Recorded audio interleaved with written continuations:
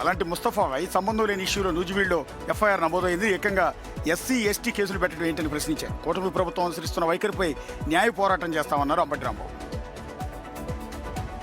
Guntur 1 and 2లో గుంటూరు 2 ఓడిపోయినప్పుడు కూడా మహమ్మద్ ముస్తఫా గెలిచాడు.